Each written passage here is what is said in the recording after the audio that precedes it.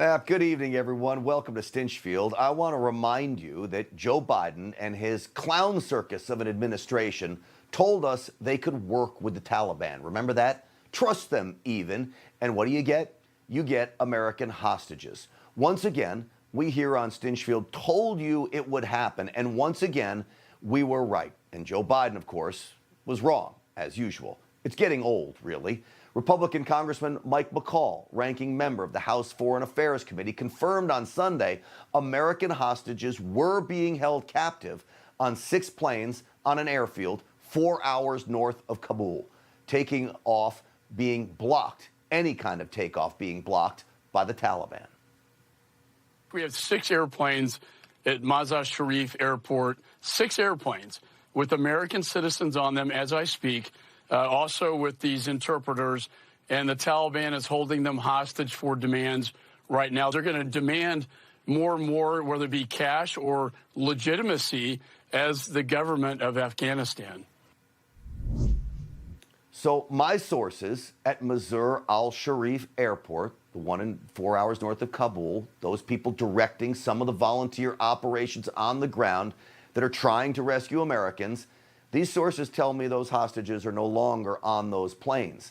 The Americans are being advised to go into hiding. Let the word games begin here. The White House claims they aren't hostages because they're being allowed to leave the airport. I'm calling them hostages because they can't leave the country. Is it a hostage situation, what's happening right now? No, that is not what we would characterize it as. Those were points, those were comments made by a Republican congressman this weekend. So let me be very clear. We're in touch with American citizens. We're working to get them out. Our Secretary of State is in Qatar right now working on a range of options, including getting flights up and operational and going. It's way too little, way too late, and I don't even believe they're doing any of that. Flights up and running, she says. The State Department engaged in criminal activity by denying so many planes the ability to leave Afghanistan so early on. You know, the State Department even called neighboring countries, telling them not to accept planes carrying evacuees, planes with Americans on board. The fact is, we would not be in the spot we are in now if the State Department acted in the best interest of desperate American citizens instead of in the interest of devious deep state operatives. Take a look at this poll from Golden TIPP. 63% of Americans now believe the Biden administration's botched Afghanistan exit was a mistake. Yet this is what we get from the Secretary of Defense to our military today.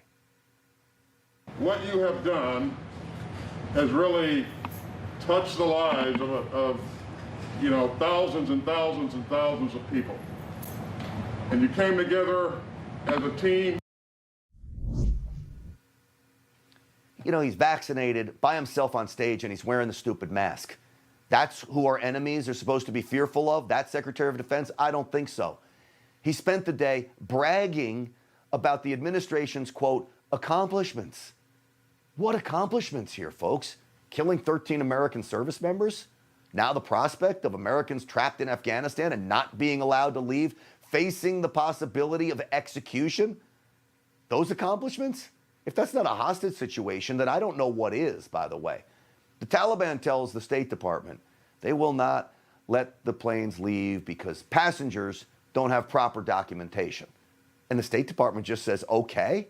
It should be saying, you let those planes take off, or we will be back with the fire and the fury of the United States military to destroy you. Instead, we get lies. Listen to this brief clip of Democrat New York Senator Chucky Schumer. The Americans, all of whom wanted to come out, have come out. Praise God. The Americans who wanted to come out have come out. Praise God. I told you it was quick, but it's a lie. All Americans who wanted out are not out. This is a Democrat senator who just ignores facts and spews nonsense. But it's not just Senator Chucky Schumer. It's most elected Democrats, if not all of them. They can no longer be trusted, folks. The American people need to turn on them. Vote them out of office. Don't be afraid to tell them why either, because we will not tolerate any American, especially elected Americans, who turn their backs on fellow Americans. But what's truly amazing here is members of the most inept administration in the history of the United States of America actually admit they blew it. Here's the Secretary of State. Without personnel on the ground, we can't verify the accuracy of manifests, the identities of passengers, flight plans, or aviation security protocols. So this is a challenge.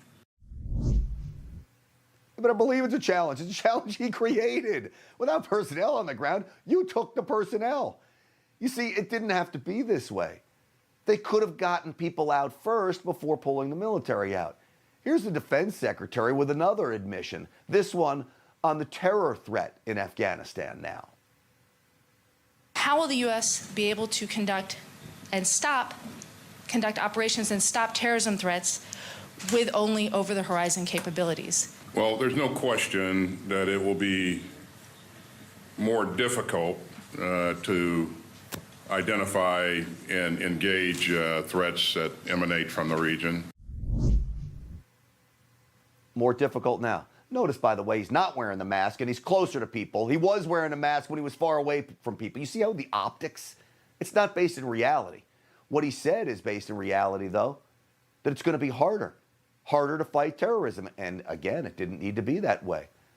So still, this inept minion, the rest of them, all of them in the administration, they follow the lead of Sleepy Joe Biden. Try to befriend the Taliban. I guess that's their foreign policy. The terror group tells the world, though, it will respect women and human rights. Team Biden are the only ones who actually believe them, even in the face of this. Take a look. When a large group of brave Afghan women took to the streets en masse to protest the Taliban regime, Taliban goons answered with violence, beating the crowds back with whips, clubs, and gunfire into the air. And still, this is who Joe Biden relies on to keep hundreds of Americans still trapped in Afghanistan safe, the delusion. As for those Americans, may God bless them all. They need our prayers now more than ever because the President of the United States has abandoned them. And that's the absolute fact. Hey, I'm Rob Finnerty. Thanks for watching. If you enjoyed this video, please join the conversation in the comments below. Don't forget to subscribe, too. Hit the bell icon to be alerted to breaking news. And remember, there's a whole lot more on Newsmax TV, America's fastest growing cable news network. Newsmax TV, we're real news for real people.